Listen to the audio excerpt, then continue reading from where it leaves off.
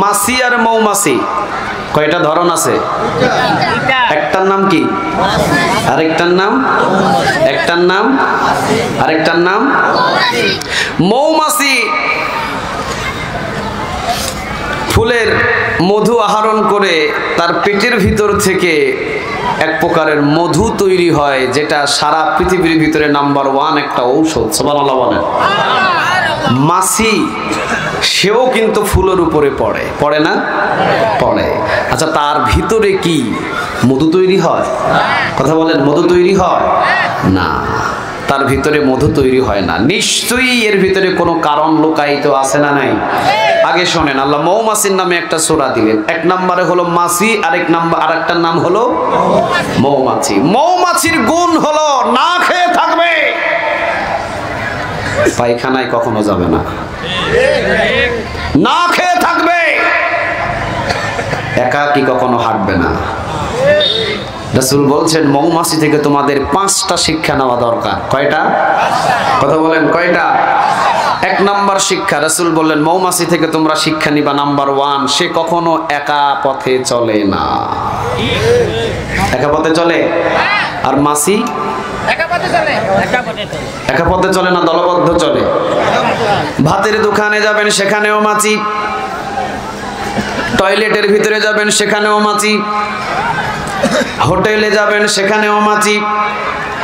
মৃত একটা গরু 2-3 দিন পর্যন্ত মরে দুর্গন্ধযুক্ত হয়েছে, সেখানেও মাছি। কথা কন না কেন? মৌমাছি সব জায়গায় পড়ে না, মৌমাছি শুধু পবিত্র ফুলের উপরে পড়ে। সুবহানাল্লাহ বলবেন না? 52টা মুসলিম দেশ, আমরা মুসলমান।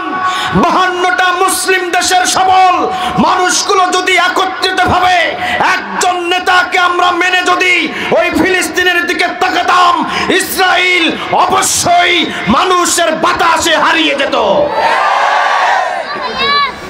যুদ্ধ করা লাগতো না। আপনাদেরকে সুন্দরভাবে বুঝাই দিই। 80 লক্ষ ইসরায়েল। কত লক্ষ? 80 লক্ষ ইসরায়েল। অনর্গল আক্রমণ ফিলিস্তিনের উপরে, গাজার উপরে, অনর্গল 24 ঘন্টা চলছে সেখানে আক্রমণ। আচ্ছা, ফিলিস্তিনের কি মুসলমান না? কথা বলেন না কেন? তারা কি মুসলমান না? মুসলমান। ফিলিস্তিনরে মারে, বাংলাদেশ থেকে দোয়া করি আমরা, দোয়া করি না? সব জায়গায় কি দোয়া চলে? আরো জোরে বলেন, চলে? 52টা মুসলিম কান্ট্রি আছি আমরা, 52টা মুসলিম দেশ আছি আমরা। এই 52টা মুসলিম দেশের সকল নেতৃবৃন্দ যদি একত্রিত হয় ওই কাবার চত্বরের ভিতরে যদি গিয়ে 52টা মুসলিম দেশের নেতৃত্ব যদি একত্রিত হয়ে একটা হুঙ্কার ছুড়ে দিত, ইসরাইল সাবধান হয়ে যাও, 52টা মুসলিম দেশ আমরা একত্রিত হয়েছি, আর যদি সামনের দিক থেকে একটা পা বাড়াও 52টা মুসলিম দেশ একত্রিত হয়ে এমন একটা আক্রমণ করব, মানচিত্র থেকে ইসরাইল নামটাও মুছে যাবে। ঠিক না বেঠি? আচ্ছা, এমন যদি একটা হুঙ্কার ছুটতো, ইসরায়েল কি পালানোর রাস্তা খুঁজে পেত? না। কথা বলেন, পালানোর রাস্তা খুঁজে পেত? পেত না। কিন্তু আমরা হয়ে গেছি বিভিন্ন দলভুক্ত। বাংলাদেশে মারলে সৌদি আরবের খবর নাই, সৌদি আরবে মারলে বাংলাদেশের খবর নাই, গাজায় মারলে বাংলাদেশের খবর নাই, বাংলাদেশে মারলে গাজার খবর নাই। আমরা হয়ে গেছি মাছির মতো, মুনাফিক। মাছির চরিত্র কি? কথা বলেন, মাছির চরিত্র কি? মুনাফিক। ও পায়খানার টয়লেটের উপরেও পড়ে, কাঁঠালের উপরেও পড়ে, ফুলের উপরেও পড়ে, মিষ্টির দোকানেও পড়ে, আবার 4-5 দিনের দুর্গন্ধযুক্ত কুকুর মারা গেলেও ওর উপরেও মাছি ভিন ভিন ভিন ভিন করে পড়ে। ঠিক না ব্যাটি? কিন্তু মৌমাছি কি সব জায়গায় যায়? কথা বলেন, মৌমাছি কি সব জায়গায় যায়? রাসূল বলছেন মৌমাছি থেকে শিক্ষা নাও। নাম্বার 1 শিক্ষাটা হলো তারা দলবদ্ধ থাকে, কখনো আলাদা হয়। যদিও কোনোদিন দেখেছেন একটা মৌমাছি আপনার ঘরের ভিতরে এসে উঠছে, বুঝতে হবে সে দলটাকে হারিয়ে ফেলেছে, পথ ভুলে গেছে, সে রাস্তা ভুল করে হয়তো আপনার ঘরে ঢুকে পড়েছে, সে তার দলটাকে যে কোনো মাধ্যম দিয়ে হারিয়ে ফেলেছে, খুঁজে পাচ্ছে না। এছাড়া যদি খুঁজে পায় সে কখনো আপনার ঘরে থাকবে না, সে যতই কষ্ট হোক দলবদ্ধ হয়ে এক কাতারে তারা বসবাস করবে, ঠিক না ব্যাঠি? দ্বিতীয় নম্বর, মাসি মারেন, কোনো প্রতিবাদ আছে? কথা বলেন, কোনো প্রতিবাদ আছে? আচ্ছা, ভাত খাইতে টেবিলে গেছেন, জুতার বাড়িতে বাড়ি দিয়ে একটা মাছি মেরে ফেলছেন, কোনো প্রতিবাদ আছে? টয়লেটের ভিতরে মাছি দেখবেন ভিন ভিন ভিন ভিন করে, টয়লেটের ব্রাশ দিয়ে বাড়ি দিয়ে দুইটা মাছি মেরে ফেলেছেন, কোনো প্রতিবাদ? মাছি মিষ্টির দোকানে গিয়েছে, দুই তিনটা মাছি আপনি মিষ্টির হাতা দিয়ে বাড়ি দিয়ে ভেঙে মেরে ফেলেছেন, কোনো ধরনের কোনো প্রতিবাদ? আপনি জুতা দিয়ে পিষে, চাদর দিয়ে বাড়ি দিয়ে, অথবা বাড়ুন অথবা ঝাড়ু দিয়ে বাড়ি দিয়ে মাছিকে মারছেন, কোনো ধরনের কোনো প্রতিবাদ? মৌমাছির বাসায় একটা ঢিল মেরে ওখানে দাঁড়িয়ে থাকার মতো ক্ষমতা কারো আছে? কার আছে আব্বাজান? হাত তুলেন তো দেখি। মৌমাছির চাকের ভিতরে একটা ঢিল মারবেন, ঢিল মারার পরে যদি সাহেবের মতো দাঁড়ায়া থাকতে পারেন 50,000 টাকা দিব। পারবেন? কথা বলেন, পারবেন? তাহলে মাছি মারলেন টেবিলের উপরে, প্রতিবাদ নাই। মাছি মারলেন মিষ্টির দোকানে, প্রতিবাদ নাই। মাছি মারলেন টয়লেটের ভিতরে, প্রতিবাদ নাই। মৌমাছির চাকের ভিতরে একটা ঢিল মেরে দাঁড়ায় থাকার আপনার ক্ষমতা নাই। এখান থেকে শিক্ষা হলো, মৌমাছির চাকের মতো যদি সারা বিশ্বের মুসলমান এক কাতারে দলবদ্ধ হয়ে এক চাকের মতো একত্রিত হয়ে থাকতে পারতাম, একটা নাস্তিক যদি ঢিল মারত, ঢিল মারার পরে মৌমাছিটা ঢিল মেরে যেমন দাঁড়িয়ে থাকা যায় না, একজন মুসলমানকে হত্যা করে দাঁড়িয়ে রাখার মতো নাস্তিকের ক্ষমতা ছিল না।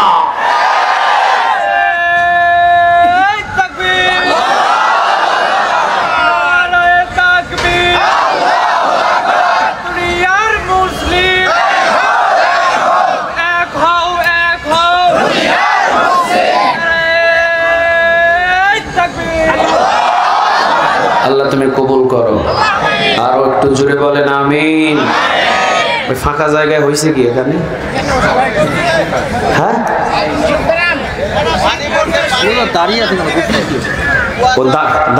পানি পড়ছে ওখানে, কুয়াশা। তৃতীয় নাম্বার গুণ মৌমাছি। 11টা বাজে, আমরা বেশি দেরি করবো না আপনাদেরকে নিয়ে। বাজারের মাহফিল তো 11:30টায় আমরা শেষ করে দেবো ইনশাআল্লাহ। সারা রাত চলবে, সারা রাত চালাবো, সারা রাত, বেশি না। 11টা থেকে 11:30 এর ভিতরে আমরা শেষ করব ইনশাআল্লাহ। তবে উঠাউঠি করা যাবে, উঠাউঠি করা যাবে। 3 নাম্বার, মাছির ভিতরে কোনো নেতা নাই। মাছির ভিতরে কোনো নেতা আছে? কথা বলেন, কোনো নেতা আছে?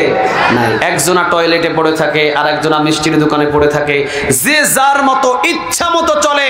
কোনো ধরনের কোনো নেতা নাই, কোনো ধরনের কোনো নেতৃত্ব নাই, কোনো ধরনের কোনো নেতাকে তারা মান্য করে না। মৌমাছির ভিতরে রানী আছে না নাই? কথা বলেন, মৌমাছির ভিতরে রানী আছে না নাই? রানী যদি বলে এখানে আমরা বাসা বাঁধবো, সব মাছি সেখানেই বাসা বাঁধবে, যাওয়ার মতো কোনো সুযোগ নাই। মৌমাছি যদি বলে, রানী যদি বলে ছোট চতুর্দিকে, সামনের দিকে দলবদ্ধ হয়ে সবাই একদিকে ছুটবে, রানী যেই দিকে সব মৌমাছি, হাজার হাজার মৌমাছি সেই দিকে। সুবহানাল্লাহ বলবেন না?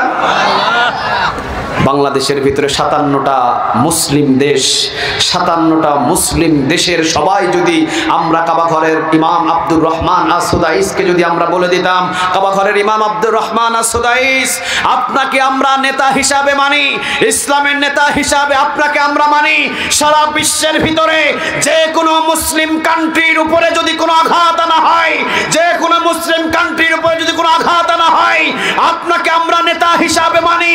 যতগুলো কোটি কোটি মুসলমান আমরা আছি, আপনি এই কাবা ঘরের চত্বর থেকে যেই নেতৃত্ব দিবেন, সারা বিশ্বের সকল মুসলমান ওই নেতৃত্ব মানতে রাজি আছে। কাবা ঘরের ইমাম আব্দুর রহমান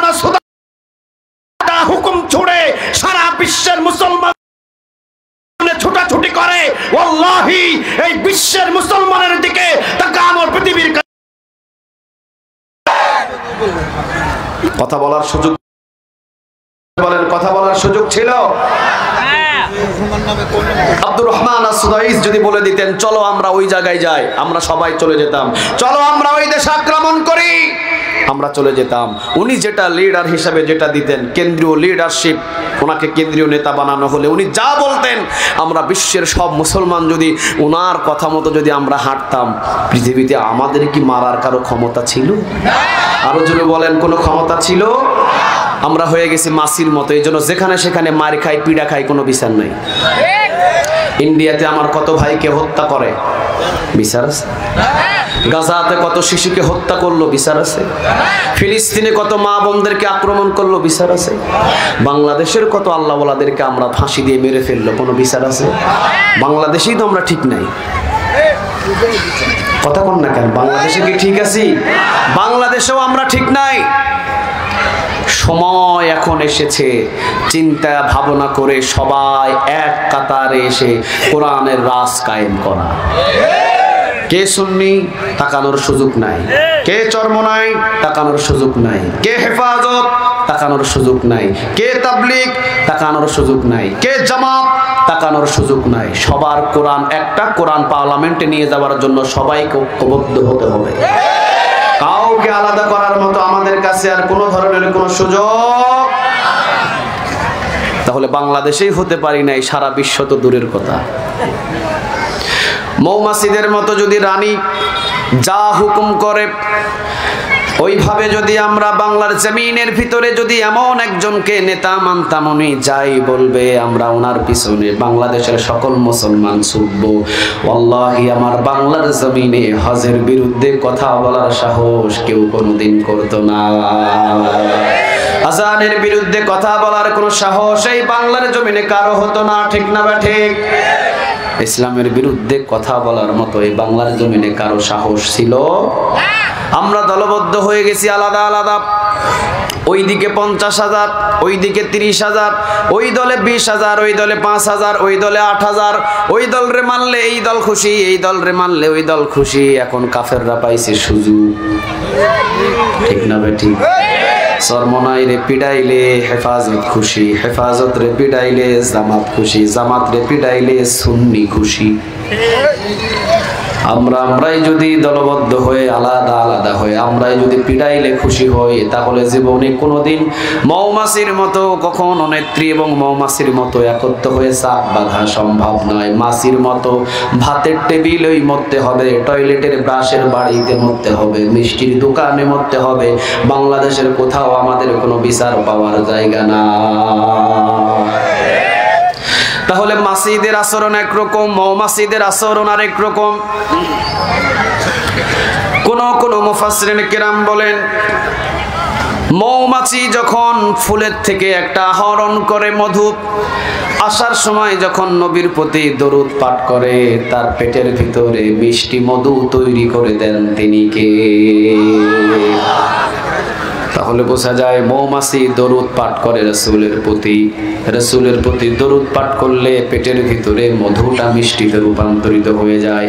মৌমাছিদের আরেকটা গুণ হলো, ঝড় হোক, বৃষ্টি হোক, কষ্ট হোক আর যাই হোক না কেন, নিজের বাসা ছেড়ে কোনোদিন কারো বাসায় কখনো যাবে? আরো জোরে বলেন, যাবে? কোনোদিন তারা কখনো যাবে না। আমরাও ঝড় হোক, বৃষ্টি হোক, যাই হোক না কেন, ঈদের নামাজ, কোরবানির ঈদের নামাজ, রমজানের ঈদের নামাজ, আমাদের ঈদের উৎসব ছাড়া জীবনে কখনো কোনোদিন যেন বহিরাগত কোনো ধর্মের কোনো অনুষ্ঠানে মুসলমানদেরকে যেন না পাওয়া যায়। যদি যান তাহলে মাছি, আর যদি না যান তাহলে মৌমাছি। আল্লাহ যেন আমাদের সবাইকে মৌমাছির মতো ঈমান দান করে, বলে না আমিন। সাধারণ কোনো এটা কিন্তু প্রাণী নয়। আল্লাহ রাব্বুল আলামিন সূরা আন-নাহল 90 নম্বর আয়াতের ভিতরে আল্লাহ এবার ওয়াজ করছেন। এটা আমার ওয়াজ না, কার ওয়াজ? সবাই বলেন, কার ওয়াজ? কোরআনের ভিতরে যতগুলো কথা বলেছেন, কথাগুলো কার? সবাই বলেন, কার? আল্লাহ রাব্বুল আলামিন বলছেন,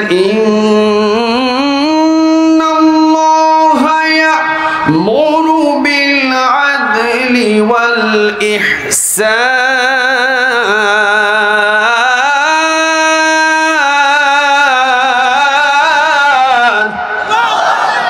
কার কথা বলে? সবাই এটা আমাদের মনে আছে। ইন্নাল্লাহা ইয়া'মুরু বিল আদলি ওয়াল ইহসান ওয়া ইতা'i যিল কুরবা ওয়া ইয়ানহা আনিল ফাহশা'i ওয়াল মুনকারি ওয়াল বাগই ইয়া'iযুকুম লা'আল্লাকুম তাযাক্কারুন ফাযকুরুনি আযকুরুকুম ওয়াশকুরুলি ওয়া লা তাকফুরুন। মোবাইল বন্ধ করেন, কাতার সোজা করেন। আলহামদুলিল্লাহ। ইমাম সাহেব এইভাবে বলে না? জি। মনে হচ্ছে আয়াতটা কোনটা?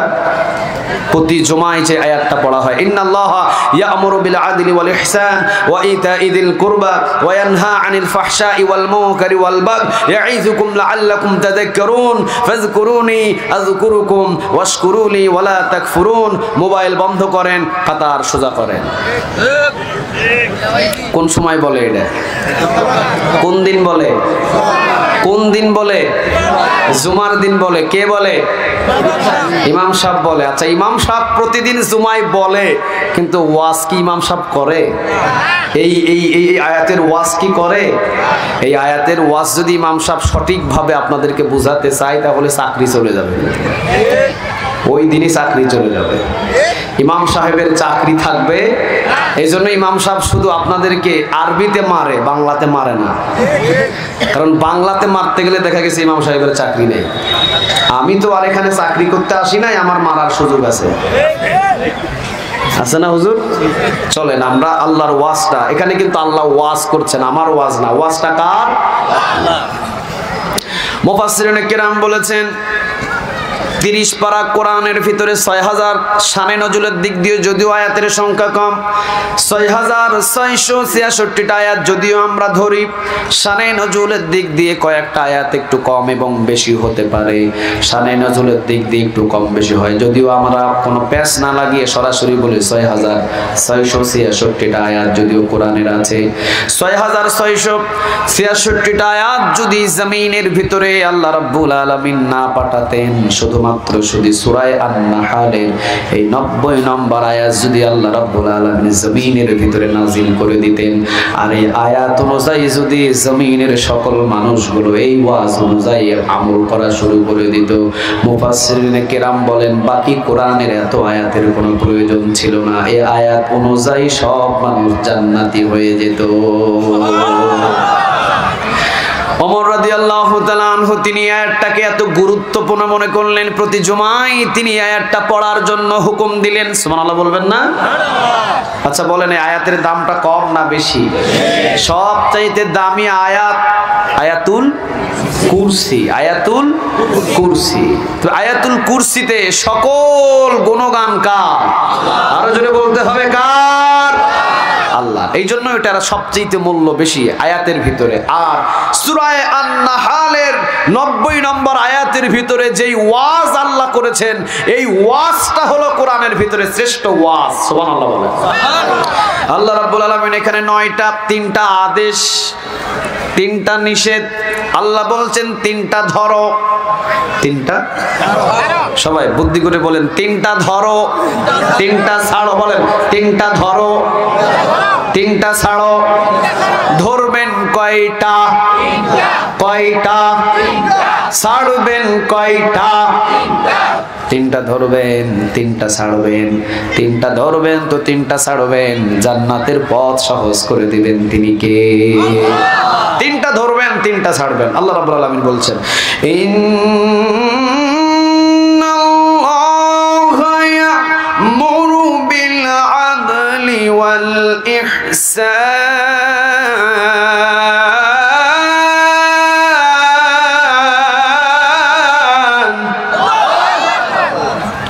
ওয়া ইতা'i যিল কুরবা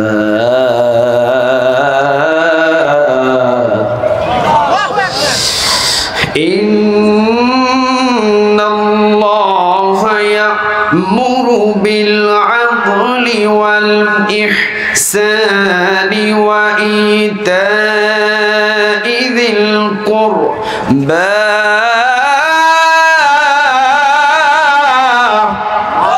আল্লাহ রাব্বুল আলামিন বলছেন ইন্নাল্লাহা ইয়া'মুরু বিল আদলি ওয়াল ইহসানি ওয়া ইতাইযিল সবাই পড়েন ইন্নাল্লাহা বলেন ইন্নাল্লাহা ইয়া'মুরু বিল আদলি ওয়াল ইহসানি ওয়া ইতাইযিল কুরবা ওয়া ইয়ানহা আনিল ফাহশা ওয়াল মুনকার ওয়াল বাগই ইয়াইযুকুম লাআল্লাকুম তাযাক্কারুন। বড় দামি আয়াত। তিনটা আদেশ আল্লাহ রাব্বুল আলামিন দিলেন। নাম্বার 1 ইন্নাল্লাহা, ইন্না মানে নিশ্চয়, আল্লাহ মানে কে? আচ্ছা আল্লাহর নাম দিয়ে ডাক দেন তো দেখি। আল্লাহ মোহাব্বত দিয়ে ডাক হয় না, একটু জোরে, আর একটু জোরে বলেন আল্লাহ। দিনাজপুরবাসী কোরআনের ময়দান থেকে রাত বড় গভীর হয়েছে, এমন ডাক দেন যাতে যে ডাকে আল্লাহ আপনার ডাকে সাড়া দেয়। ডাক দেন তো দেখি আল্লাহ। মোহাব্বত মোহাব্বত দিয়ে বলেন আল্লাহ, আর একটু জোরে বলেন আল্লাহ। উনি ছাড়া আমাদের কেউ আছে? আরো জোরে বলেন আছে। মারা যাবেন এখানে, বাড়িতে নিয়ে যাওয়ার কোনো দরকার নাই। ইমাম সাহেব বলবেন যখন এখানেই মারা গিয়েছে, সময় যখন হয়ে গিয়েছে, কবর খনন করে চলেন কবরস্থানের দিকে নিয়ে যায়, ঠিক না বেঠি? বিবি বলবে মারাই যখন গিয়েছে তখন আর বাড়িতে নিয়ে কোনো লাভ নাই। ছেলেও বলবে মারা যখন গিয়েছে তখন আর বাড়িতে গিয়ে লাভ নাই। বোঝা যায় ওই বাড়ি আপনার নয়, বিবি আপনার নয়, ছেলে আপনার নয়, মেয়ে আপনার নয়। মৃত্যুবরণ করেছেন মাহফিলে, মৃত্যুর পর থেকে যদি আল্লাহর ঘরের দিকে সাড়া দিতে হয়, আল্লাহর ঘরের দিকে যদি যেতে হয়, বুঝতে হবে আল্লাহ ছাড়া আমাদের আর পৃথিবীতে কেউ আপন। আপনের নাম কি? যিনি আমাদের আপন তার নাম কি? আল্লাহ রাব্বুল আলামিন এখানে বলছেন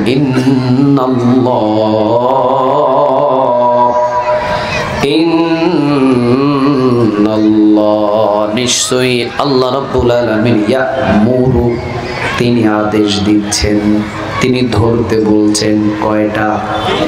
আরো জোরে বলেন কয়টা? আদল, আইন, দাল, লাম, আদল। আল্লাহ বলছেন নিশ্চয় আমি আল্লাহ রাব্বুল আলামিন আদেশ করেছি আদল, ইনসাফ ওয়ালা হয়ে যাও, ন্যায় পরায়ণ ওয়ালা হয়ে যাও। সুবহানাল্লাহ বলবেন না? ইনসাফ ওয়ালা। জীবনে কোনোদিন কোনো জায়গায় কখনো কোনো সময় কখনো 2 নম্বরই করা যাবে না। জীবনে নিজের জন্য শুধুমাত্র 16 আনা, অন্যের জন্য 12 আনা, এমনটাও করা যাবে না। হুকুমটা আদলের কথাগুলো যদি বলতে যাই ভেঙে ভেঙে, তাহলে অনেক সময়ের প্রয়োজন। যেহেতু আমি সব সময় আপনাদেরকে নিব না, আমি শুধু একটু ব্যাখ্যা দিয়ে টাচ দিয়ে চলে যাব। আইন, দাল্লাম, আদল, ইনসাফ ওয়ালা হয়ে যাও। কার কথা বলেন? আর জোরে আওয়াজ দিয়ে বলেন কার? আল্লাহ রাব্বুল আলামিন বলেছেন ন্যায় পরায়ণতা হয়ে যাও, ইনসাফ ওয়ালা। سبعة يظلهم الله في ظله يوم لا ظل إلا ظله إمام العادل وشاب نشأ في عبادة الله ورجل قلبه معلق في المساجد سبحان الله বলবেন না سبعة يظلهم الله في ظله يوم لا ظل إلا ظله কিয়ামতের ময়দানে 7 শ্রেণীর মানুষদেরকে আরশের ছায়ার নিচে জায়গা দিয়ে দিবেন। তিনি কে? নাম্বার 1 ইমামুল আদিল, ন্যায়পরায়ণ বাদশা, ন্যায়পরায়ণ সম্রাট, ন্যায়পরায়ণ বিচারপতি। সুবহানাল্লাহ বলবেন না?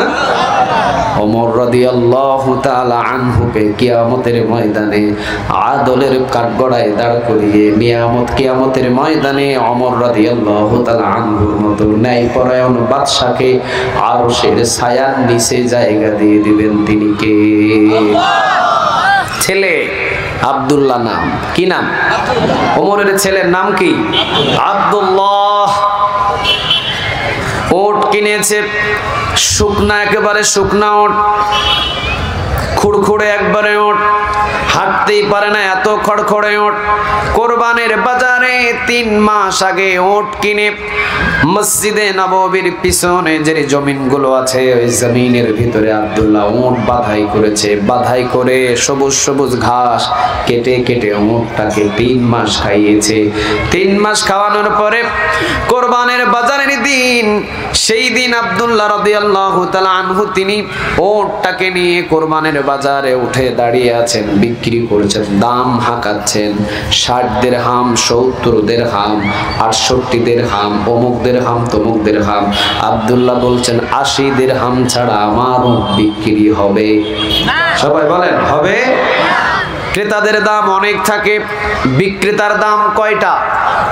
কথা বলেন কয়টা? এত হলে বেচবো, এছাড়া বেচবো না। আব্দুল্লাহ বলছেন 80 দিরহাম দিতে হবে। কত দিরহাম? 80 দিরহাম। 80 দিরহাম দিতে হবে। ওমর রাদিয়াল্লাহু তাআলা আনহু তিনি যখন সামনে এসেছে, ওমর রাদিয়াল্লাহু তাআলা আনহু তিনি সামনে এসে দেখে নিজের ছেলে আব্দুল্লাহ। কি আমার ছেলে আব্দুল্লাহ, তখন কিন্তু তিনি প্রেসিডেন্ট। কি ছিলেন? প্রেসিডেন্ট। 12.5 লক্ষ বর্গ মাইলের প্রেসিডেন্ট ওমর রাদিয়াল্লাহু তাআলা আনহু। চিৎকার দিয়ে বলেন আল্লাহু আকবার। তিনি হলেন প্রেসিডেন্ট। উনি চিন্তা করলেন আমার ছেলে আব্দুল্লাহ কোন দিন উঠের মালিক হলো, আমি নিজেই টের পাইলাম না। কোথাও তো আবার আমার নাম বিক্রি করে নিয়ে আসে নাই। প্রেসিডেন্টের ছেলে, আমাদের সমাজে যেমন চেয়ারম্যানের বোন নাই, কিন্তু এলাকায় চেয়ারম্যানের বোন হিসাবে পরিচয় দিয়ে বহু কিছু ফায়দা লুটে ফেলে। আছে না নাই?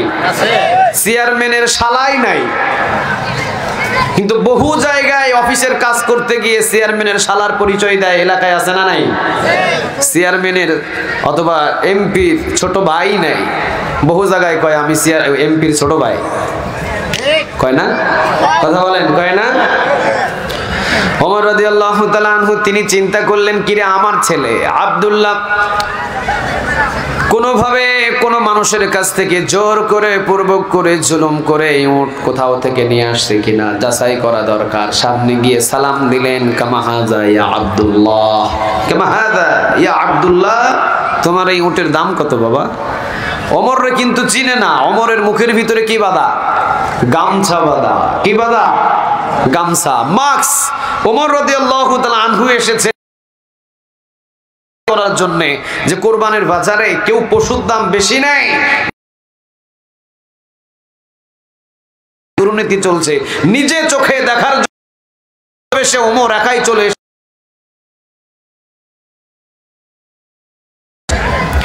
এসে দেখে আব্দুল্লাহ রাদিয়াল্লাহু তাআলা আনহু একটা উট নিয়ে দাঁড়িয়ে আছে।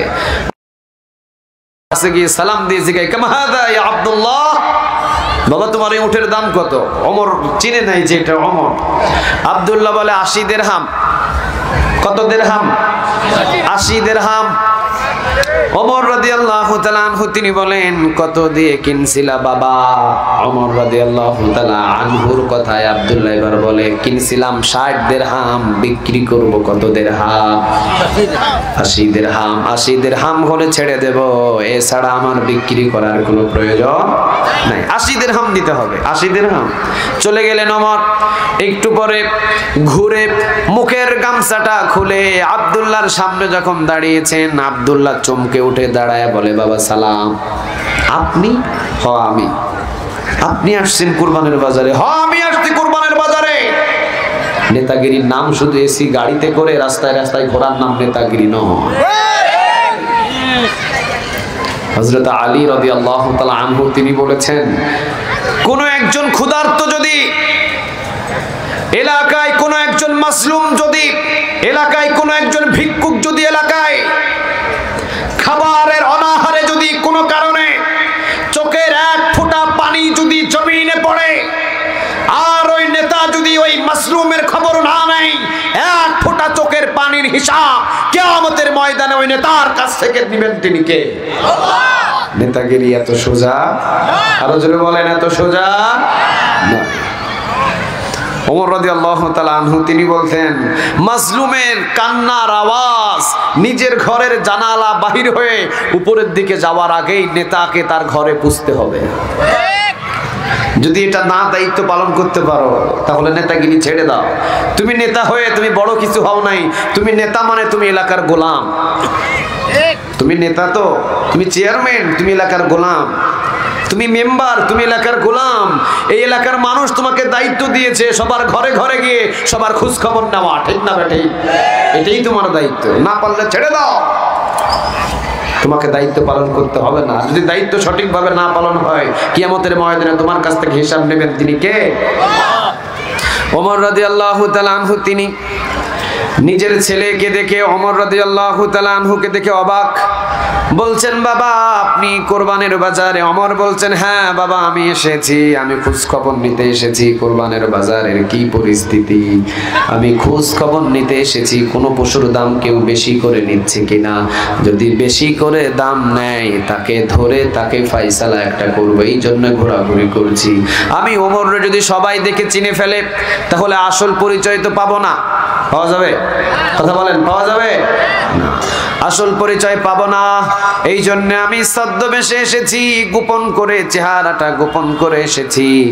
যেমন তোমার কাছে আমি তোমার পশুর দামটা জিজ্ঞাসা করলাম, তুমি বললা 60 দিরহাম দিয়ে কিনেছো। 3 মাস লালন পালন করার পরে এখন তুমি 60 দিরহাম না 80 দিরহাম দিয়ে বিক্রি করবা। এই জন্য তোমার পশুর দাম সঠিক আছে, নিয়মের ভিতরে আছে।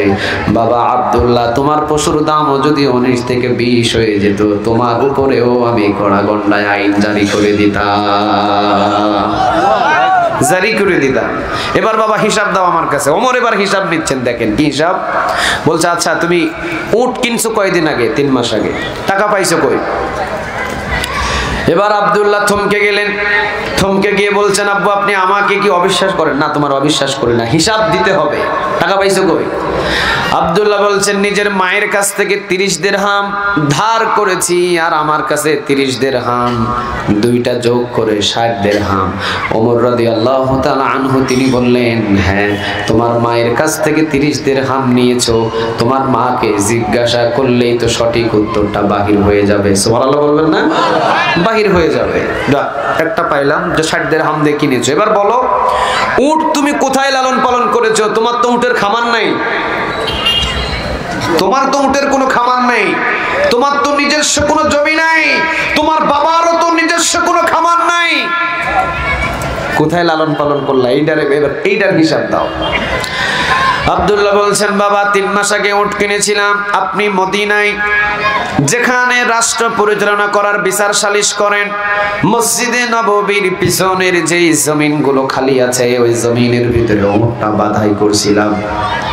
সেখানেই বেঁধে 3 মাস মসজিদে নববীর পিছনের যেই জমিনগুলো আছে ওই জমিনগুলো থেকে সবুজ সবুজ ঘাসগুলো কেটে কেটে 3 মাস যাবত এই উটটাকে আমি খাইয়েছি। 3 মাস পরে কোরবানের বাজারে এখন বিক্রি করতে এসেছি, এখন 80 দিরহাম দাম দিয়ে বিক্রি করব। ওমর রাদিয়াল্লাহু তাআলা আনহু বললেন, বাবা আমার ফয়সালাটা শোনো। আব্দুল্লাহ বললেন, জি যেটাই ফয়সালা করে দিবেন ওই ফয়সালাটাই আমি মেনে নিব বাবা, আপনি বলেন। এবার ওমর দেখেন আদল ইনসাফের বিচারটা, ন্যায় বিচার, ন্যায় পরায়ণ কিভাবে করছেন দেখেন। ওমর রাদিয়াল্লাহু তাআলা আনহু তিনি বললেন, বাবা মসজিদে নববীর পিছনের যেই জমিন ওই জমিনের মালিক কিন্তু মদিনার জনগণ, তুমি না। মালিক মদিনার জনগণ। মদিনার জনগণের ঘাসগুলো তোমার উটটাকে খাইয়ে মোটা তাজা করে বাজারে বিক্রি করে 20 দিরহাম লাভ করবা, নিজের পকেট ভারী করবা, এটা হবে না। বাবা শুনে নাও ফয়সালা, মসজিদে নববীর পিছনের যতগুলো জমিন সব জমিনের মালিক যেহেতু মদিনার জনগণ, মদিনার জনগণের জমিনের ঘাস তোমার উটকে খাইয়ে যেই 20 দিরহাম লাভ হয়েছে ওই 20 দিরহাম রাষ্ট্রীয় খাজানায় জমা দিয়ে দিও মদিনার, আর বাকি 60 দিরহাম তোমার যে উট কিনার পুঁজি ওইটা নিয়ে নিজের বাড়িতে রওনা দিও। 60 দিরহাম দিয়ে তুমি উট কিনেছিলে, 60 দিরহাম নিয়ে তুমি নিজের বাড়ির দিকে রওনা দিও। আর বাকি যে 20 দিরহাম লাভ হয়েছে ওইটা হলো মদিনার জনগণের সমস্ত জমিনের ঘাসগুলো খাইয়ে খাইয়ে তুমি তোমার উটটাকে মোটা তাজা করেছো। 20 দিরহাম, এই 20 দিরহাম তোমার হক নয়, এইটা হলো মদিনার জনগণের হক। মদিনার জনগণের রাষ্ট্রীয় খাজানায় 20 দিরহাম জমা দিয়ে দিও। সুবহানাল্লাহ বলেন। কিয়ামতের ময়দানে এইরকম ন্যায়পরায়ণ আদলদেরকে ডেকে আরশের ছায়ার নিচে জায়গা দিয়ে দিবেন। তিনি কে? ইনসাফওয়ালা হতে বলেছেন কে? তিনি বলেন, আরো জোরে বলেন কে? এত ইনসাফওয়ালা ছিলেন তিনি। আলী রাদিয়াল্লাহু তাআলা আনহু তিনি এসেছেন, সালাম দিলেন। ওমর রাদিয়াল্লাহু তাআলা আনহু ঘরের ভিতরে বললেন আমি কি আসতে পারি? আলী রাদিয়াল্লাহু তাআলা আনহুকে ওমর রাদিয়াল্লাহু তাআলা আনহু তিনি বললেন হ্যাঁ আলী আসো।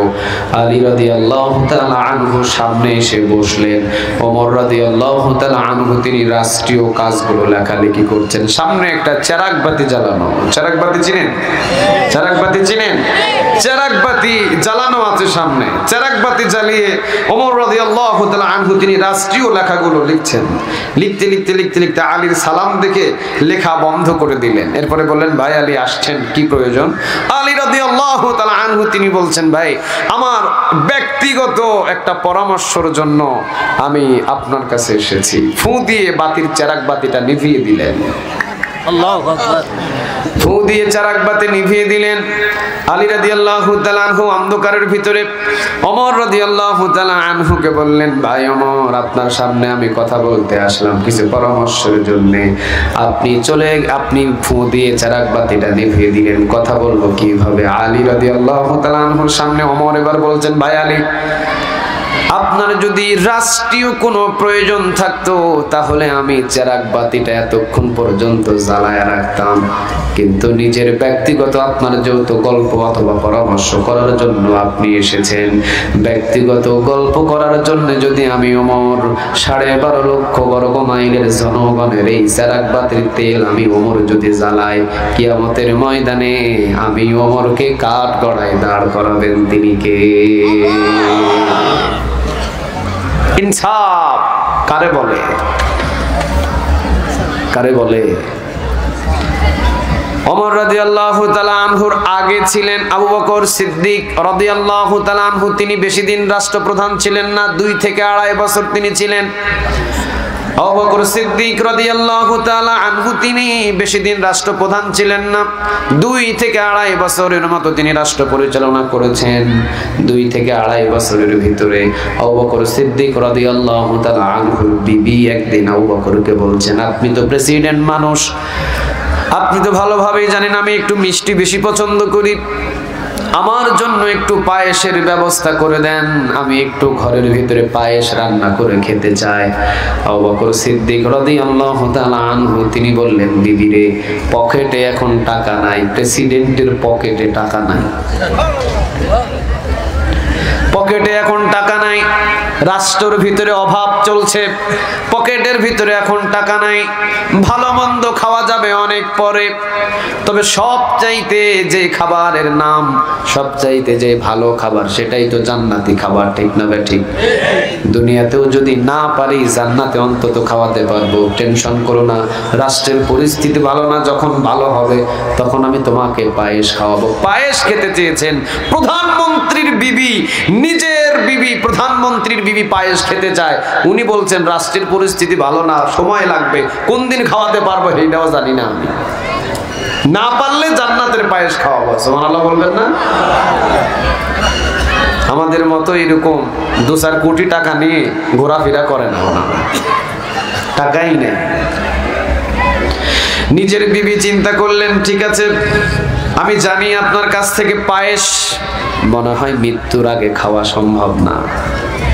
নিজের বিবি কৌশল করলেন প্রতি মাসে বাইতুল মাল থেকে যে চালগুলো আসে প্রতি মাসে প্রতিটা ঘরে ঘরে সরকারিভাবে যে চালের বস্তাগুলো পাঠানো হয়, আবু বকর সিদ্দিক রাদিয়াল্লাহু তাআলা আনহুর বাড়িতেও ঠিক একটা বস্তা পাঠানো হয় না? কথা বল না কেন? পাঠানো হয় না?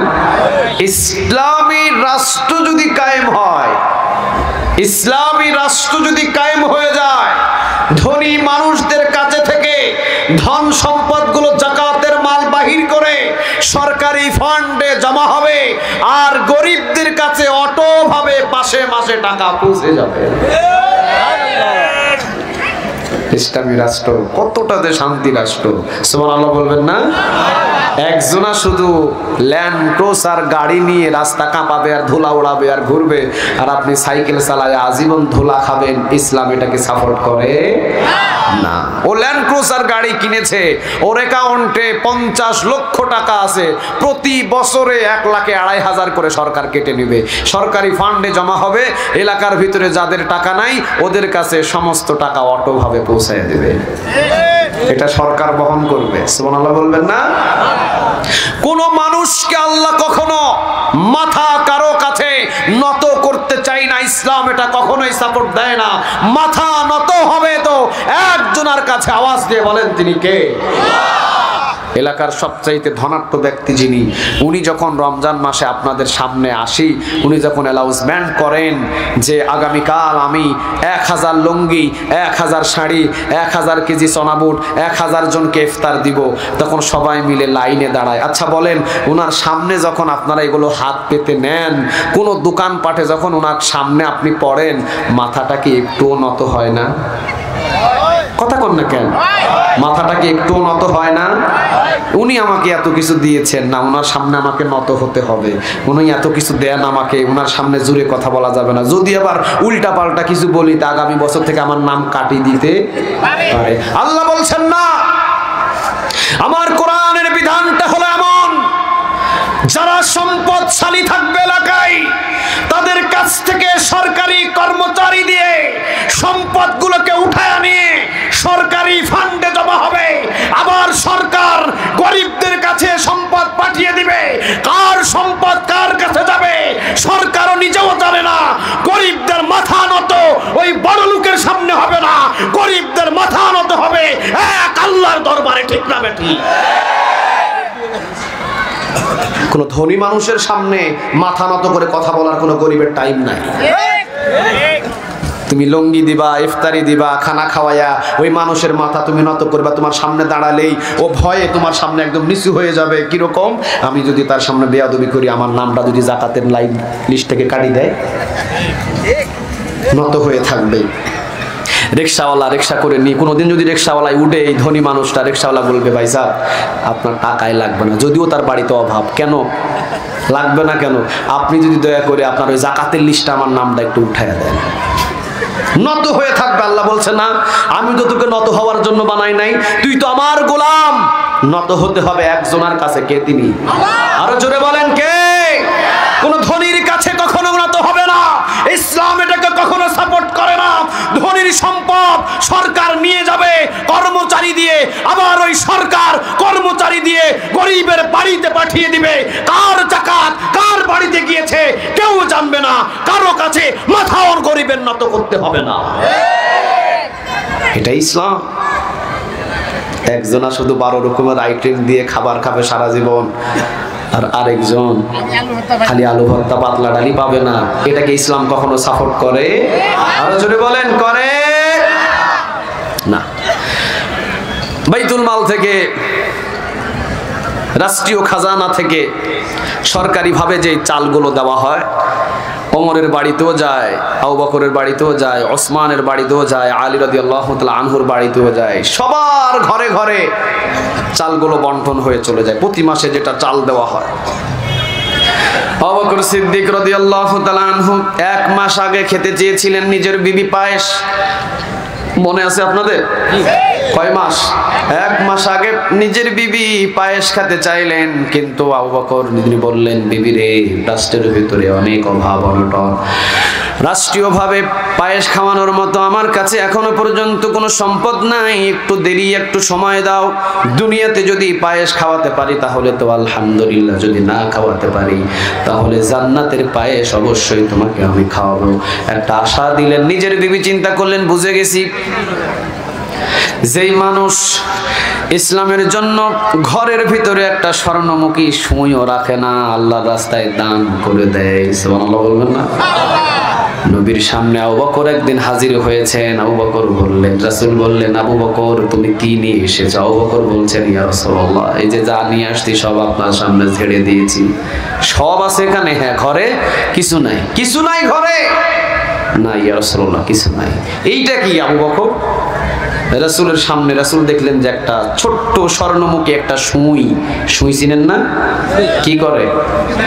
সেলাই করে। সুই আছে, সুইটা পর্যন্ত এনে রাসূলের চাদরের উপরে দান করে দিয়েছে। রাসূল বলছেন, আবু বকর এটা কি? কয় এটা সুই। সুই পাইলা কই?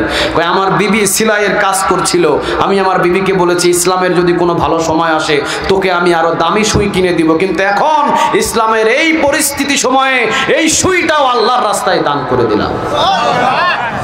নিজের বিবি চিন্তা করছে, আমি ভালোভাবে জানি আমার হাতের সুই আপনি বিক্রি করেন আর আপনি আমার এই পায়েস খাওয়াবেন। 1 মাস পর পায়েসের একটা বাটি নিয়ে এমনি আবু বকরের সামনে বলছে যে আপনি পায়েস খান।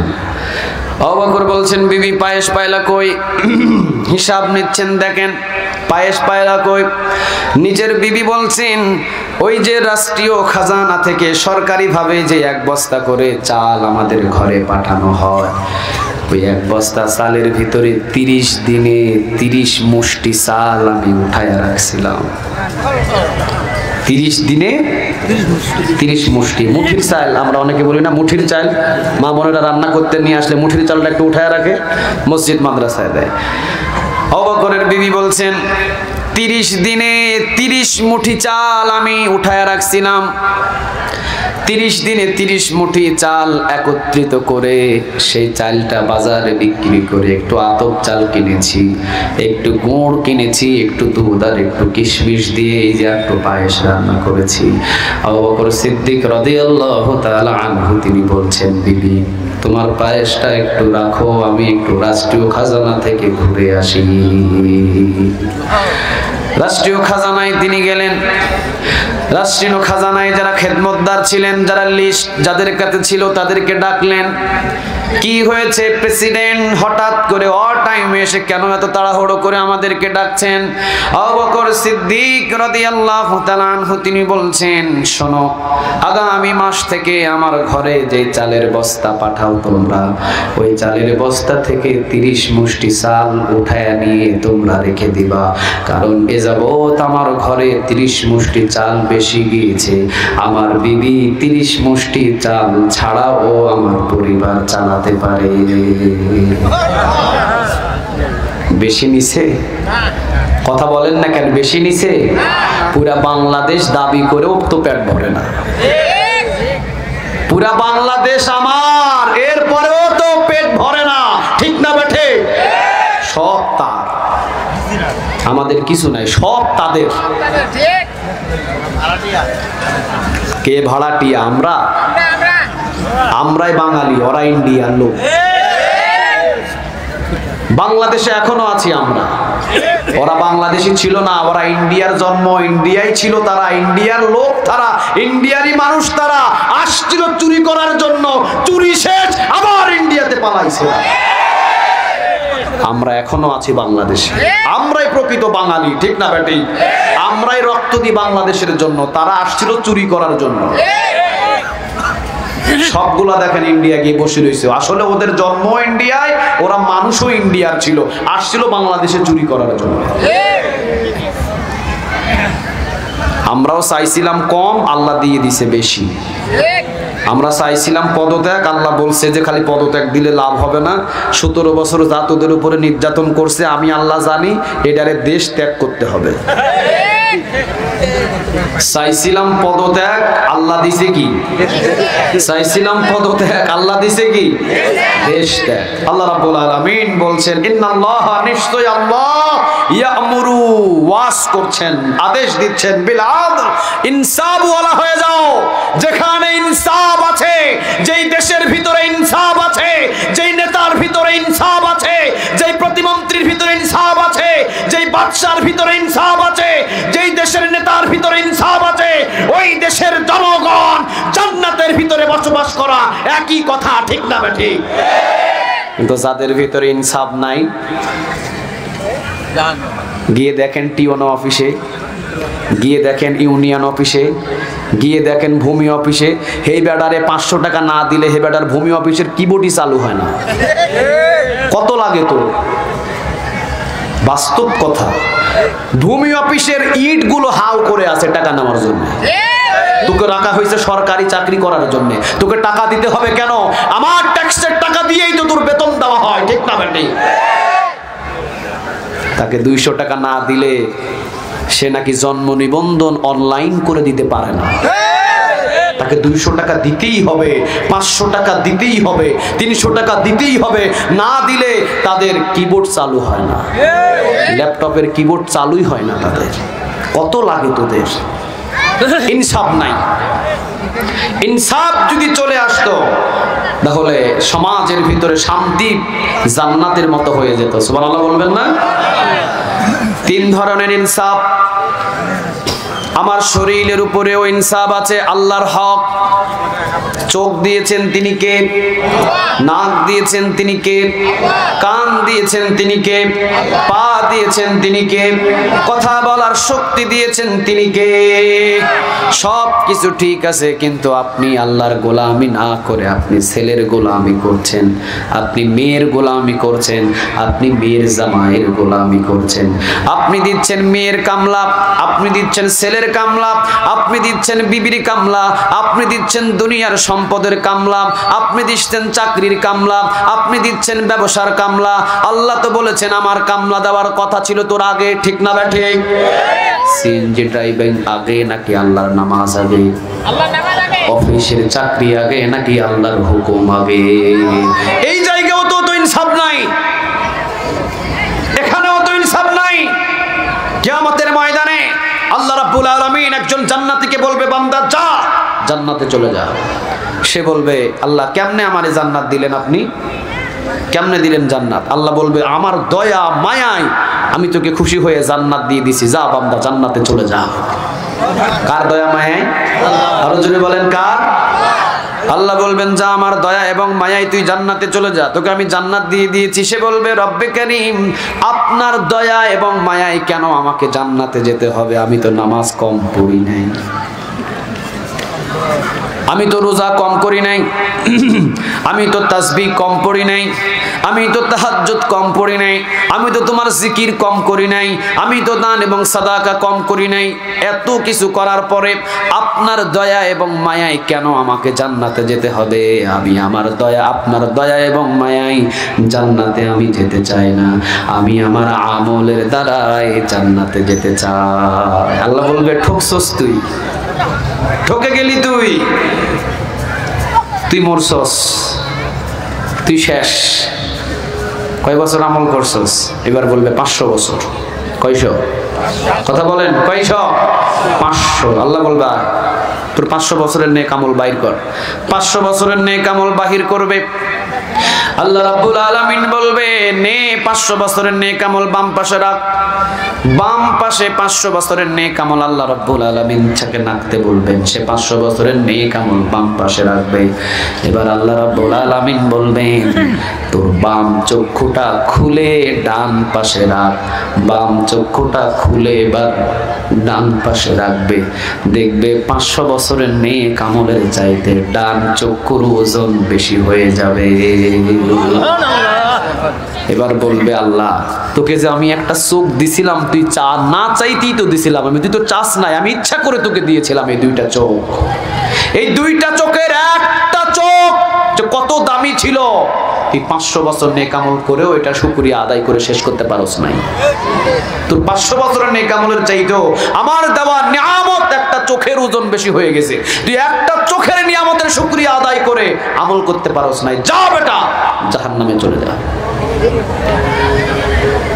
চোখটা ইন্নামা আমরুহু ইযা আরাদা শাইআন আন ইয়াকুলা লাহু কুন ফায়াকুন। আল্লাহ রাব্বুল আলামিন যখন বলবেন কোন, সাথে সাথে চোখটা জায়গায় লেগে যাবে, কারণ আল্লাহ বলতে দেরি হয়, কখনো কোনো কাজ হইতে দেরি হয়। আরো জোরে বলেন, হইতে দেরি হয়।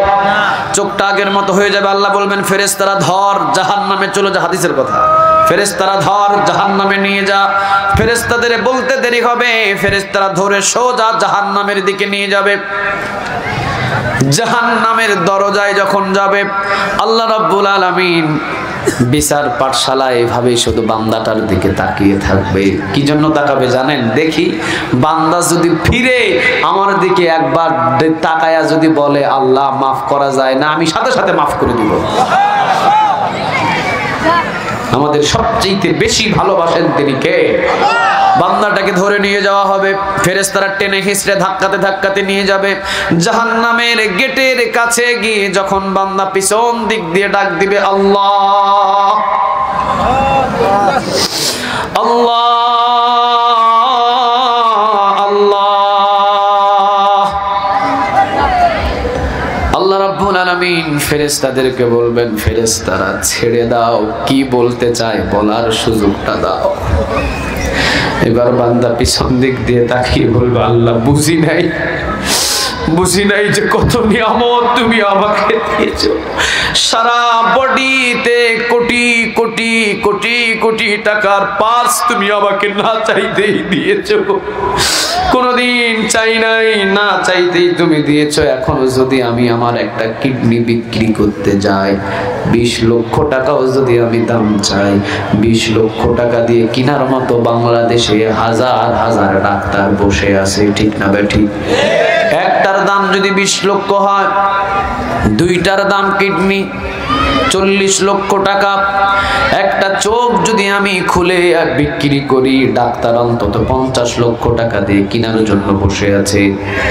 দুইটা চক্ষু যদি আমি বিক্রি করি, 1 কোটি টাকা দিয়ে কেনার জন্য বাংলাদেশে বসে আছে, ঠিক না বেঠিক? পুরা শরীরের এক একটা পার্স যদি আমি বিক্রি করি, এক একটা পার্স খুলে খুলে কোটি কোটি টাকা দিয়ে বিক্রি করলে কোটি কোটি টাকা দিয়ে কেনার মতো বাংলাদেশে মানুষ আছে। কিন্তু আমি তো কোনোদিন আল্লাহর কাছে চাই নাই খুশি হয়ে যে এতগুলো পার্স আল্লাহ রাব্বুল আলামিন আমাকে লাগায়া দিলেন। আল্লাহ রাব্বুল আলামিনের সেই দিন দরবারে দাঁড়িয়ে বলবে আল্লাহ বুঝি নাই, এই জন্য তোমার সাথে আমি তর্ক লেগেছি। আল্লাহ জাহান্নামে ফেলে দেওয়ার আগে কি আমাকে মাফ করা যায় না? আল্লাহ বলবেন বান্দা সামনের দিকে আর 1 কদম দিস না, সোজা জান্নাতের দিকে কদমটা বাড়া, জান্নাতের দিকে কদমটা বাড়া।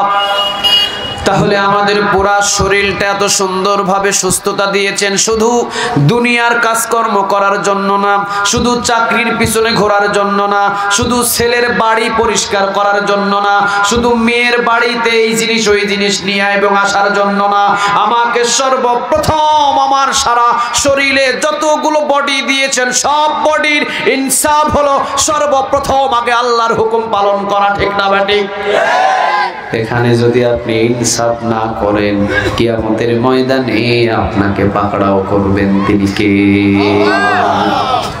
আগে ইনসাফ, এখানে আগে দুনিয়ার কাজ নয়, আগে কার কাজ? আরো জোরে বলতে হবে কার? আল্লাহ। একজন সাহাবী 1 ওয়াক্ত নামাজ কাজা করছে, শুনছেন কোনদিন? কথা কন না কেন? শুনছেন? আমার রাসূল 1 ওয়াক্ত নামাজ কাজা করছে, শুনছেন কোনদিন? আপনার কেমনে হয়? আপনি কাজা করেন কেমনে? কেমনে কাজা করতেছেন আপনি? আপনি জানেন না যে মুখ দিয়ে খাইতেছেন এই মুখটা আল্লাহর? আপনি জানেন না যে জিহ্বা দিয়ে স্বাদ নিচ্ছেন এই জিহ্বাটা আল্লাহর? আপনি জানেন না যে ঠোঁট দিয়ে টানতেছেন আকিস বিড়িয়ে ঠোঁটটা আল্লাহর? আপনি কি জানেন না যে চোখ দিয়ে দেখছেন এই চোখটা কার? সব কিছু যদি তার হয় তাহলে তার হুকুম আগে পালন করতে হবে। এখানে আপনাকে ইনসাফ কায়েম করতে হবে, ঠিক না বেঠিক? আগে কার কাজ? আরো জোরে বলতে হবে কার? ইন্নাল্লাহা ইয়া'মুরু বিল 'আদল। 11:37 বাজে। ওয়াল ইহসান। কার কথা বলেন? আল্লাহ যদি কোনোদিন আমাকে আবার এলাকায় আনে তো বাকি কথা আমরা আবার বলবো ইনশাআল্লাহ। শুধু আদল থেকেই আজকে থাকুক, ইনসাফওয়ালা থেকেই থাকুক। আল্লাহ রাব্বুল আলামিন যেন আমাদের সবাইকে এই ইনসাফওয়ালা হওয়ার তৌফিক দান করেন। বলেন আমিন। আর একটু জোরে বলেন আমিন। ওয়াল ইহসানের ভিতরে যদি যাই তাহলে অনেক দেরি হয়ে যাবে। ইহসানের ভিতরে পিতা মাতার ঘটনাও ঢুকে যাবে। এই জন্য আমি আর দীর্ঘ রাত করতে চাচ্ছি না। আল্লাহ রাব্বুল আলামিন সূরা আন-নাহলের সর্বপ্রথম সূরা আন-নাহলের মৌমাছির যে গুণ আছে সেই গুণগুলো যেন আল্লাহ আমাদের দান করে। আগে বলেন আমিন। সূরা আন-নাহলের 90 নম্বর আয়াতের যে তিনটা ধরো এবং তিনটা ছাড়োর ভিতরে প্রথম নাম্বার ইন্নাল্লাহা ইয়া'মুরু বিল আদল, ইনসাফ ওয়ালা ইয়া আল্লাহ, আমরা যেন প্রত্যেকেই ইনসাফ ওয়ালা হয়ে যেতে পারি। আল্লাহ আমাদের সবাইকে কবুল করো, বলেন আমিন। আখির দাওয়ানা আনিল হামদুলিল্লাহি রাব্বিল আলামিন। আসসালামু আলাইকুম ওয়া রাহমাতুল্লাহি তাআলা ওয়া বারাকাতুহু। প্রত্যেকে মোনাজাত করে এরপরে আমরা এখান থেকে বিদায় নেব ইনশাআল্লাহ। মোনাজাত না করে কেউ যাব না। কেউ কথা কিছু সভাপতি কথা কি না? اللهم آمين. ربنا ظلمنا أنفسنا وإن لم تغفر لنا وترحمنا لنكونن من الخاسرين. ربنا لا تزغ قلوبنا بعد إذ هديتنا وهب لنا من لدنك رحمة إنك أنت الوهاب. اللهم حاسبني حسابا يسيرا. اللهم إنك عفو تحب العفو فاعف عنا. اللهم أحيني مسكينا وأمتني مسكينا واحشرني في زمرة المساكين. يا رب العالمين গুনার বোঝা মাথায় নিয়ে ভিক্ষুকের মতন কাঙ্গানের মতন তোমার দরবারে দুই হাত তুলেছি আল্লাহ। দয়া এবং মায়া করে এই ভিক্ষুকদের গুনাহগুলো মাফ করে দাও। দয়া এবং মায়া করে আল্লাহ এই ভিক্ষুকদের গুনাহগুলোরে তুমি মাফ করে দাও। ও রব্বে কারীম, আমাদের মতো গুনাহগার তোমার এই সারা পৃথিবীতে নাই। কত গুনাহ করেছি তুমি ছাড়া কেউই জানে না। ও আল্লাহ, কত গুনাহ করেছি তুমি ছাড়া আর কেউ জানে না। ভালোবাসা যদি তোমার না থাকে তাহলে গুনাহগুলোকে কেন গোপন রেখে দিয়েছো? তুমি গোপন যেহেতু রেখে দিয়েছো সেটাতেই জানছি তুমি আমাদেরকে বড্ড ভালোবাসো। তুমি ফেরেশতাদের অনুমতি দিয়েছো, ফেরেশতারা আমার গোলাম যদি কোনো গুনাহ লিখে গুনাহ করে ফেলে একটা গুনাহই লিখবি, 10টা গুনাহ করলে 10টাই লিখবি, 1000 গুনাহ করলে 1000 লিখবি, 50 বছর গুনাহ করলে 50 বছরের গুনাহ লিখবি। তবে খবরদার রহমতের চাদর দিয়ে গুনাহগুলোকে ঢেকে রেখে দিবি যেন তার ফ্যামিলির কোনো সদস্য তার গুনার খবর না জানে। দুনিয়া কোন এলাকার মানুষ যেন তার গুনাহের খবর না জানে। যদি এই বান্দার গুনাহের খবর এলাকাবাসী জানে, আমার বান্দা এলাকার ভিতরে ছোট হয়ে যাবে, সবাই তাকে অপমান করবে। আমি আমার বান্দাকে কারো কাছে মাথা নত করতে দিব না। কোনদিন যদি আমার কাছে আমার বান্দা তাওবা করে মাপ চায়, আমি আল্লাহ গোপনেই তার সব গুনাহগুলোরে মাফ করে দিব। রব্বে কারীম, আজকে তোমার দরবারে আমরা মাপ চাই। আমাদের গোপনীয় যত গুনাহ, প্রকাশ্যে যত গুনাহ, সব গুনাহগুলো তুমি মাফ করে দাও। ও আল্লাহ, মা বোন অনেক এসেছেন এই কোরআনের ময়দানে, মা বোনদেরকে আল্লাহ তুমি জান্নাতি নারী হিসাবে গ্রহণ করে নাও।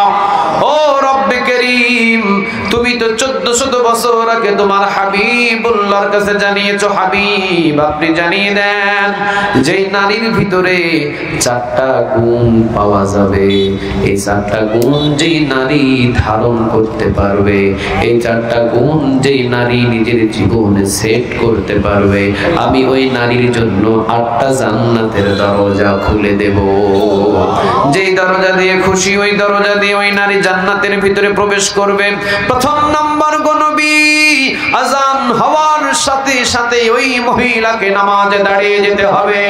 দ্বিতীয় নাম্বার নবী, রমজানের 30টা রোজা সহিভাবে আদায় করতে হবে।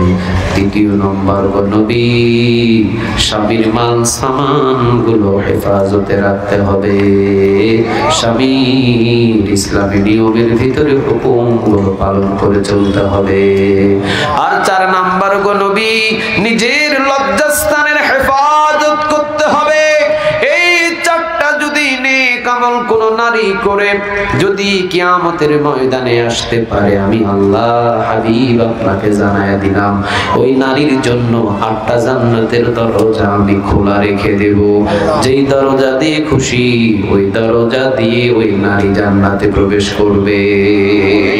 পুরুষের জন্য কিন্তু এত সহজ আল্লাহ রাস্তা দেন নাই, শুধুমাত্র নারীর জন্য এই সুযোগগুলো দিলেন। রব্বে কারীম, মা বোন যারা এসেছেন প্রতিটা মা বোনদেরকে 4টা নেক আমল আজ থেকে করার জন্য তুমি কবুল করে নাও। ছেলে নাই ছেলে নাও, ছেলে নাই ছেলে দাও, মেয়ে নাই বিয়ে দাও, স্বামী নাই স্বামী দাও, ছেলে মেয়ে কিছুই নাই উভয়টা দিয়ে তুমি ধন্য করে দাও। মা বোনদের যদি অসুস্থ থাকে তুমি সুস্থতা বানায়া দাও। যাদের মা নাই আমাদের, যাদের বাবা নাই আমাদের, মা বাবার কবরগুলো তুমি জান্নাতের বাগান বানায়া দাও। মায়ের ঋণ জীবনে কোনোদিন শোধ করা যাবে না। ওয়াল ইহসান ওয়াল ইহসান,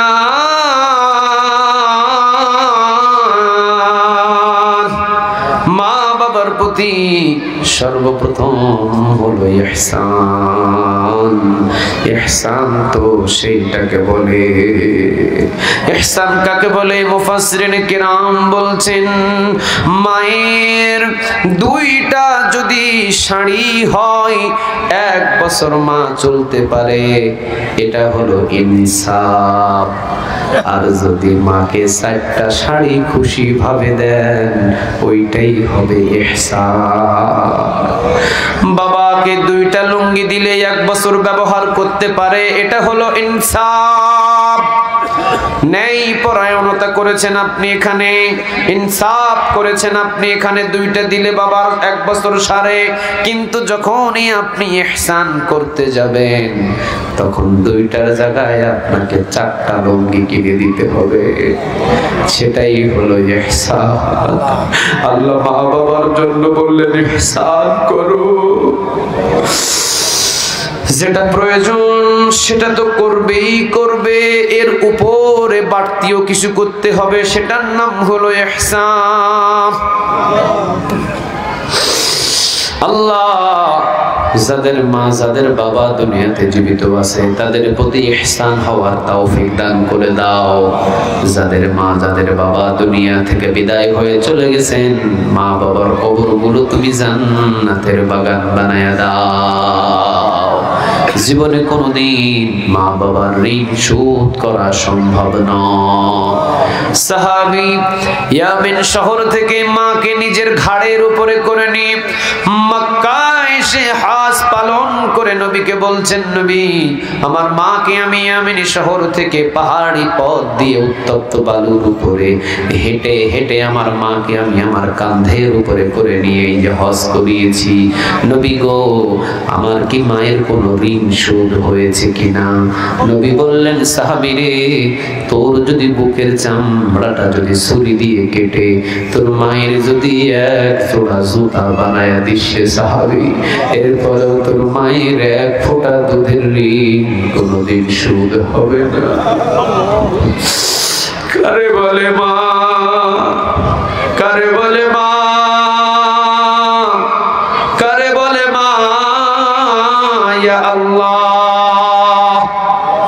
যিনি আমাদেরকে যেদিন এই দুনিয়া দেখাইছিলেন সেই দিন কেউ 1 ফোঁটা রক্ত দেয় নাই। ওই মা টান টান 2 কলস রক্ত সন্তানের জন্য নষ্ট করে ফেলেছে। 32টা প্রায় লাড়ি এক একটা করে ছিটতে হয়েছে। আল্লাহ দুনিয়াতে আসার পর 2-2.5 বছর তিনি মেতনের চাকরি করেছেন। তিনি দাসী হয়ে আমার দাসিত্ব পালন করেছে। ডান দিকে পেশাব করলে বাম দিকে ঘুমাইছেন, বাম দিকে পেশাব করলে নিজের জায়গা শুকনাটা ছেলেরে দিছেন, ভিজা জায়গায় মা সারাক্ষণ। এইটারে বলে মা। ওই মায়ের তুলনা পৃথিবীতে কোনো কিছু দিয়ে সম্ভব নয়। ইয়া রব, যাদের মা যাদের বাবা দুনিয়া থেকে বিদায় হয়ে চলে গেছে। মা বাবার প্রতি আল্লাহ নজর, মা বাবার প্রতি খেয়াল, আর মা বাবার প্রতি যতটুকু যত্নবান ছিলাম হয়তো ভুল ত্রুটি মাফ করে দিয়ে আজকের এই মোনাজাতের ওসিলায় মা বাবার কবরগুলো জান্নাতের বাগান বানায় দাও। যাদের আছে তাদের প্রতি ইহসান হওয়ার তুমি কবুল করে নাও। মাহফিলের জন্য যারা দান করলেন, মসজিদের জন্য যারা দান করলেন ইয়া রব, মসজিদের জন্য যারা এত সুন্দর করে 5,000 10,000 যেভাবে দান করেছেন সবার দান কবুল করে নাও। এত সুন্দর জান্নাতের বাগান যে ব্যবসায়ী কমিটি যারা সাজালেন প্রত্যেক সদস্যদেরকে তুমি জান্নাতি হিসাবে গ্রহণ করে দাও। প্রত্যেক ব্যবসায়ীদের ব্যবসার ভিতরে তুমি বারাকা দান করে দাও। যারা এই সদস্যদের ভিতরে আছেন আলোর দিশারি যুব সংঘের উদ্যোগে যেই তাফসিরুল কোরআন মাহফিল, এই আলোর দিশারি যুব সংঘের যতগুলো সদস্যবৃন্দ আছেন যারাই দায়িত্বে আছেন আল্লাহ সবাইকে এক যুগে মাফ করে জান্নাতি হিসাবে কবুল করে নাও। যে যেই কর্মের সাথে জড়িত ওই কর্মকে আল্লাহ তুমি সফল করে দাও। কেউ চাকরি, কেউ ব্যবসা, কেউ একটা কাজের সাথে নিয়োজিত, প্রত্যেকের কাজের ভিতরে তুমি বারাকা দান করে দাও।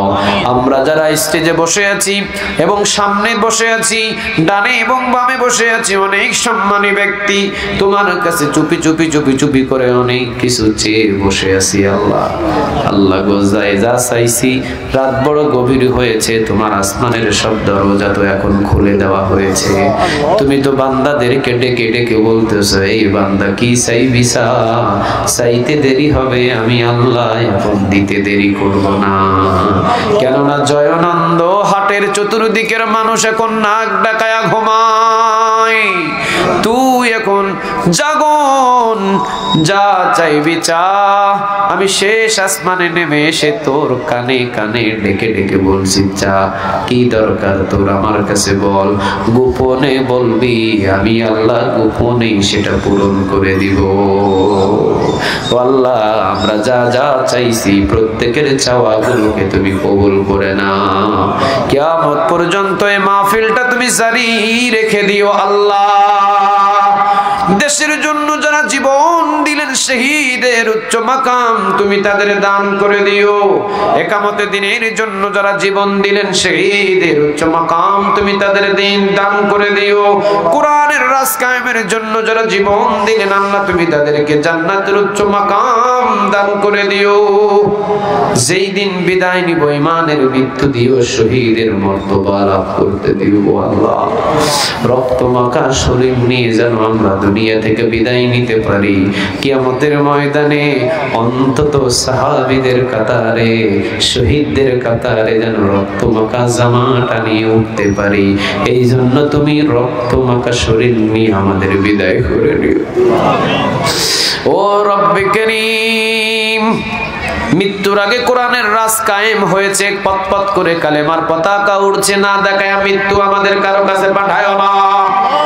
আল্লাহ যাদের এই স্বপ্ন ছিল, যারা হাসতে হাসতে জীবন দিয়ে বিদায় হয়ে চলে গেলে, হাসতে হাসতে জীবন দিয়ে চলে গেলে আল্লাহ তাদের জীবনটা তুমি বৃথা যাইতে দিও না। তাদের জীবনের ফলে আল্লাহ বাংলার জমিনের মানুষদেরকে কালিমার পতাকা উড়ছে তুমি একটা বার হলেও দেখাও আল্লাহ। কতদিন, কত রাত, কত বৃষ্টি, কত ঝড়, সব কিছু এক এক করে কোরআনের সৈনিক গুলো চেষ্টা করে যাচ্ছে। আল্লাহ সবার চেষ্টাকে তুমি একবারের জন্য হলেও কবুল করে নাও। যেই দিন আমরা দুনিয়া থেকে বিদায় নেব ইমানের মৃত্যু দিও, শহীদের মর্তবা দিও। যদি শহীদ হিসাবে সবার নসিবে লেখা না থাকে, তাহাজ্জুদ নামাজের বিছানায় আল্লাহ মহিলা পুরুষ সহ সবার মৃত্যুটা দিয়া দিও। যেদিন দুনিয়া থেকে বিদায় নিব জবান দিয়ে তুমি উচ্চ সুরে কালিমাটা জারি করে দিও, লা ইলাহা ইল্লাল্লাহু মুহাম্মাদুর রাসূলুল্লাহ। সাল্লাল্লাহু আলাইহি ওয়াসাল্লাম।